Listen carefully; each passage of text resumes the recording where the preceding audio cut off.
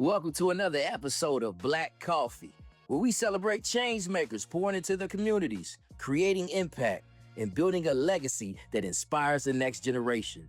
Every episode, we meet the people shaping the culture, spreading the passion, and leaving their mark. This is BLACC Coffee. I'm Corey Law, and today we're here in Hampton, Georgia, about 30 minutes south of Atlanta. We're here to check out somebody who's doing some dope things in the community. I'm talking self-sufficient, intentional, and she's creating something that's going to inspire generations to come. That's right, I'm really excited for this one. I hope you guys enjoy it. Before we take a sip of that black coffee, let's warm up with a story brewed from courage, style, and the power of starting over. Meet Carrie, the fashion-forward farmer who took a bold leap and moved over 800 miles and never looked back. She's out here raising animals, raising a family, raising the standards for what it means to chase your purpose. Carrie just isn't growing food, she's growing culture, confidence, and a legacy that's feeding the next generation. It's time to meet Carrie, AKA Baddie Farmer. What's up? How you doing? I'm a hugger, that's cool. Oh, yes. Oh, pleasure to Nice to finally meet meet you. How you doing? Good. You ready to go dig some poop? We digging poop? I'm getting dirty. Look, I wore my overalls, so I know what to expect, but look, you fly like always, so you looking great. How long you been here? About 4 years. That's what's up. You loving that life? I love this life. Listen, I've been here for about 5-10 minutes now, and I'm already ready to go buy me some land. That's So, what's up. so this is dope. So what we heading to now? Like, what we got right We're here? heading over to the Fluffy Butt Hut. I'm pretty sure I'm the only farmer with a runway to my chicken coop. So I taught 6th and 7th grade, and I love education, but I also was a fashion designer for 15 years. So I ran a label called Kari Couture, and I love fashion, and I was on the runways like every other week. And so I felt, why not have all of your loves in one thing? Listen, well, it is an honor for me to be able to walk the Fluffy Butt Hut with you. I mean, you dressed to the T. Thank you. I mean, I can't keep up as good as you, but you know, it's cool. It's so dope. So what exactly happens right here at the Fluffy Butt Hut? We have pasture-raised hens, so our girls have access to 6 acres to roam freely. They only come in here for nighttime for predator protection. Okay. So everybody loves chickens, including humans, Yes. and so does wildlife. So we've got to keep them protected from coyotes, foxes, raccoons, especially, and hawks. Yeah. They like to perch at night, so this is kind of like their chicken cabin for nighttime. But during the day, they do their thing and they come back with the sun. So Okay, well, listen, I'm ready to get to work. I mean, I'm dressed, I'm ready. So what we got going on? So, I'm gonna grab some eggs. but tell me, is that a chicken? Yeah, so our girls like to escape, so you'll probably only see half our flock in there right now. Really? Yeah. They're like, girl, you ain't came out here earlier. We know what time we're supposed to be let out. So I'm gonna be real. This is probably like the closest I've been to like a chicken before. Really? I'm born and raised in Virginia, but I'm more like a city boy. The most they'll do is like pike your ankles. Okay, It but I'm really cool. doesn't hurt, but Okay, yeah, I ain't gonna be. I'm gonna try not to be soft, but you know, it's just chicken just coming when you're in out the country, you gotta do some extra strong. Yo, hold on, wait. Oh my, yo. Come on, stop, come on. They just came out like you just got chickens like yo. So I can come in there. Oh man, here we go. This is fly. Like right here. If you're not scared, you can grab this egg from her. I'm not scared. I'm going for it. I never did it, and I just pick it up and like. Yeah. Mama won't get mad No, at that, and she's no, just okay. no. She's not my booty, bro. That's simple. Okay. So I just, you know, I'm doing this, y'all. Oh, yeah. Looks like she has about 4 eggs underneath her. Do I just grab one? No, you can grab them all.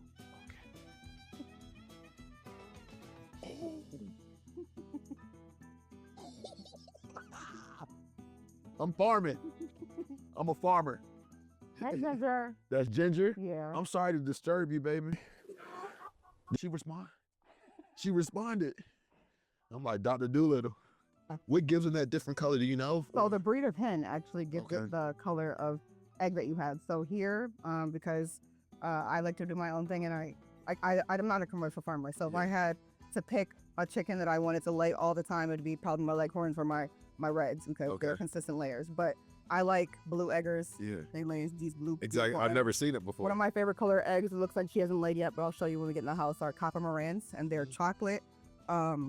They're like a chocolate brown type, almost like a maroonish color. It's really pretty. Almost like this basket right here. Wow. Yeah, so They taste different different? breeds. No. They just taste the same. It's the same.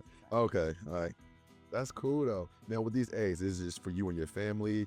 They're just, No, we feed the community. So when the government shut down, like right now, we're giving eggs away for free. So you ready to wrestle some alpacas? No, I ain't gonna lie. I ain't know we was doing this. We for real? Yeah, for real. Oh, let's do it. So when I got on heels, I had my oldest son, because he's 6'4", 220 pounds, help me wrestle them. Oh, the boys are like 165 pounds. They hate their shots just like kids. Who's 165 pounds? The alpacas, the boys. They're that big? Yeah. And if they stand up, they'd be probably like 6'5", 6'6". Oh, we finna get to it. So there's an illness called M-worm that affects, since we're in the forest, we have a wooded property. They can get this disease that it's like a parasitic infection, kills them very, very quickly. So they get this medicine every 28 days. So there's two different types of alpacas. This is a Surrey alpaca. And it's because of the way that their fur is. Surreys are the ones that are most sought for their fiber. Their fiber is more like I would say like locks. Yes. Like long locks. Hakayas are big, fluffy poodles. He go crazy? No. He used to. That's why he has a peg leg, because he broke his foot fighting his brothers. And he got to get this about every 28 days? Every 28 days. So he's good. He's going to run back to his brothers. And then we got to grab the next one. And the other three are absolutely insane.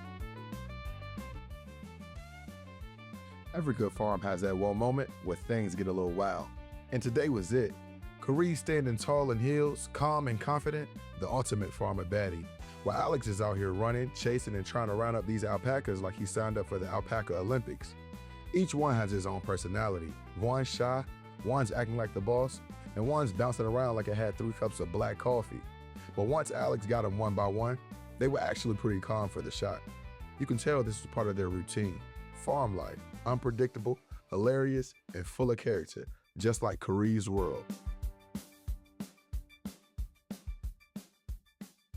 And so this job is never boring, because some days it's seasonal. So my season runs from about March through September. Okay. So, June through July, almost September, I'm mushroom harvesting every day. Okay. We're mushroom season. And then, August through September is berry season. So we got our muscadines, we got our beauty berries. It's a full-time job. Jam and deli every day, and beauty berry kits. And then we got eggs that go out every day, and those are in our meal kits. Okay, cool. Feeding our community. And then sometimes we have our October honey season. And so there's always something happening. Yeah. Always something is different every day. And so you're never bored. You're actually, your job is never ending. Sure. As you can imagine, having 40 animals, your job's never done. Cool. And I think that's the part that's so hard, because it just feels like the day's never done. Yeah. You could get so much done and still feel like you did nothing. Yeah. I think the cool thing about that, I mean, like I said, I work for I have a boss. Yeah. So I feel like that, and I'm doing this for another person. I think it's dope you own this, you homestead, and this is all yours, and you're doing it for yourself and inspiring others while you're doing it. And I think that's just what's so dope about it. Thank you. I know you homeschool your kids right now, right? So does that homeschooling always happen there, or you doing other things like teach them in different kind of ways? Like, what's that schedule like when you like doing a homeschool? So one of my sons is the farm chef. He likes to cook. He likes to use farm fresh ingredients and make recipes, and he likes to code games. So he part of his day is spent actually coding games and learning gaming, because he wants to have a gaming restaurant one day. And I just believe in putting kids in the fields where they're wanting to be in. If you see a natural talent, or they tell you, Mom, I'm interested in being a streamer, or I'm interested in creating digital products, I think that we should not like poo-poo this. This is a generation of technology, and allowing them to get their feet wet, whether it's a class, a course, or YouTube university. Alex, congratulations on graduating. Much love. He ran a business from age 9 and 18. So I gotta do better. Come on, man. I gotta do better. He was in college with me. We went to college together. He was 11. I went to college for business, and he was in school with me. He got a full ride scholarship at 11 years old, the first to do it in Wisconsin for the entirety of his life. And so I just think it's really important to show that regardless of where you started or where you're at, you have the ability to do amazing, great things. And never let anybody tell you that you can't. Before we get into this, I feel like I got to give this young lady the proper introduction. She wears many hats, and I want to make sure I get them all. So today's guest is not only a mom, a wife, an entrepreneur, an educator, a business owner, an author, one of the biggest farming content creators in the country, recently awarded Breakthrough Influencer of 2025.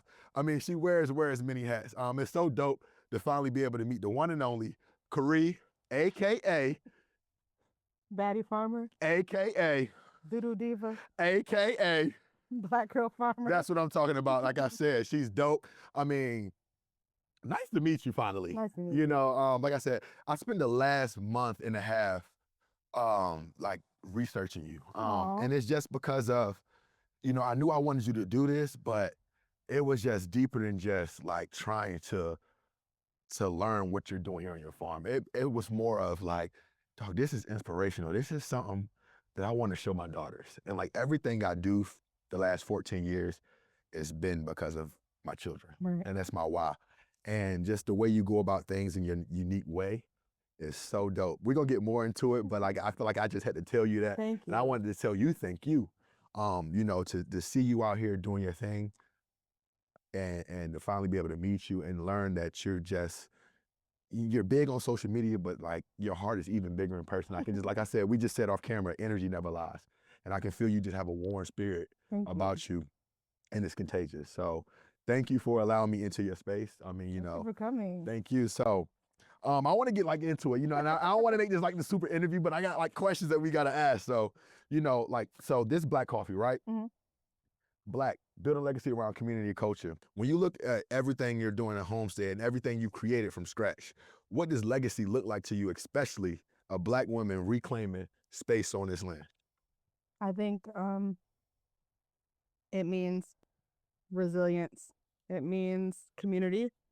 It means coming together and helping each other and using our natural talents that God gave us all, because we all have them, and working collectively together to make the world a better place and make it more accessible for our children and other little children that look like us. And I love and that. just loving on each other. That's so important, to love each other. I feel like that's what's lost, not only in our community, in the world. Mm-hmm. I mean, it doesn't take a lot to just help your brother up, help your sister up. I'm big on, no matter what I'm doing in life, when I learn that new skill and if I reach a new goal, it's like, for me, I want to be able to pull somebody up with me. I feel like a lot of things we do is just like, we get so caught up in ourselves, our goals, and we lose track of everything. But the things I see you talk about, it's like, yeah, I read about you homeschooling, right? But not just only that, you're creating a learning center for other kids in the community to be able to come learn, not just your own. So can you speak a little more on that one? Yeah, so I was an educator for 6th and 7th grade for about 8 years. And I love being around children. I love their infectious laughs. I love their creativity. They're so ingenuitive. They don't have a problem asking the million questions. I have autism and ADHD, so a lot of times I feel shunned from asking the questions because I'm also a question person. And I just love the natural inquisitive nature of children. And I love to see how their mind works, and I love to see how they engage with each other.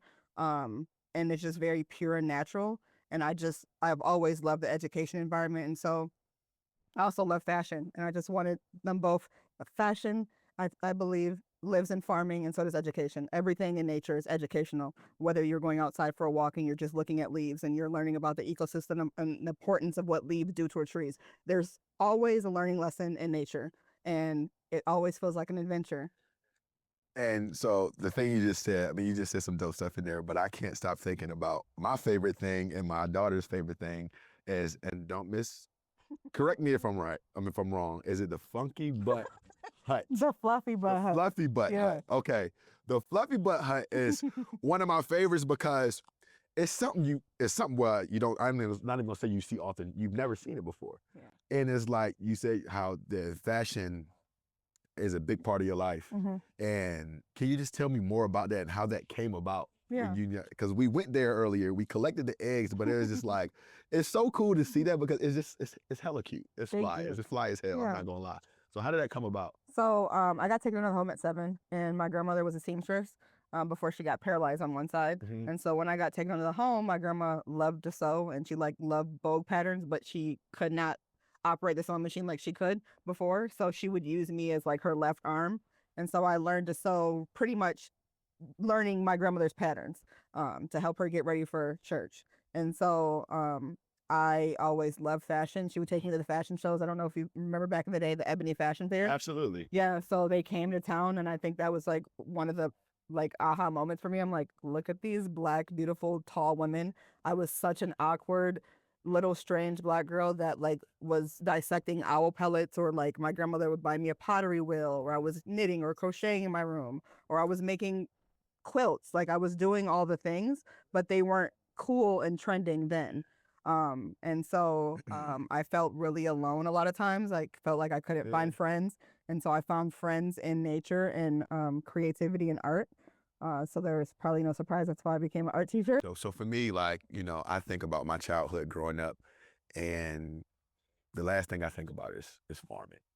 My friends, we don't know anything about farming, but I feel like this is an essential. This is important for Black people. Yeah. How is it any ties, or what is that? How do you feel about that? Do you feel like this is something we need to get back to doing? Yes, it's farming? in us. It's in all of us. It's our ancestors. That's one of the first jobs on this planet was tending to the garden.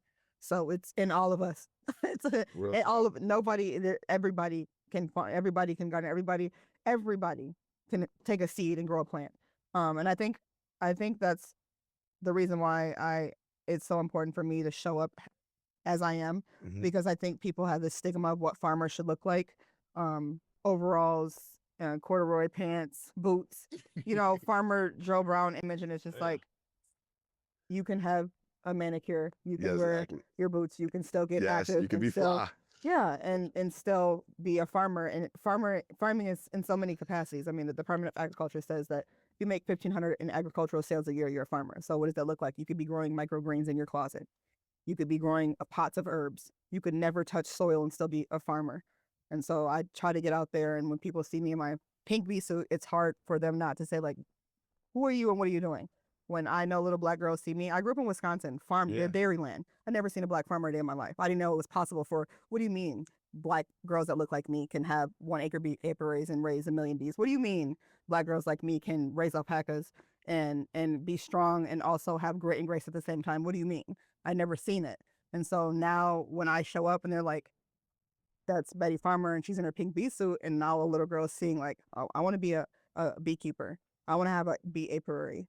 I want to have an alpaca. I didn't know what alpacas were outside of Napoleon Dynamite. I just learned today. Literally. I just learned today, honestly. A lot of people don't even know. Like, I was scared of everything. And I think a lot of our fear comes from not being educated. I was running from daddy long legs. Why am I running from an animal that can do, like, it's an insect that cannot harm me? Why am I? And that's why I think education is so important, because I've turned a lot of people over from them being scared and them jumping every time we're outside. Like, just take a breath. You're good. You're good. I promise you. That's amazing. I think everything you're doing here is amazing. I think it's very inspirational, knowledgeable, but more importantly, it's intentional. You're very resourceful. You're someone who I can't wait to introduce on my platforms. I mean, you have this huge platform and you're just doing these amazing things. And when I say my platform, I'm being selfish and talking about my daughter. I'm being honest. I love it so much. Everything I do is inspiration to them. And what you just said, I want them to know you can be a Black girl farmer.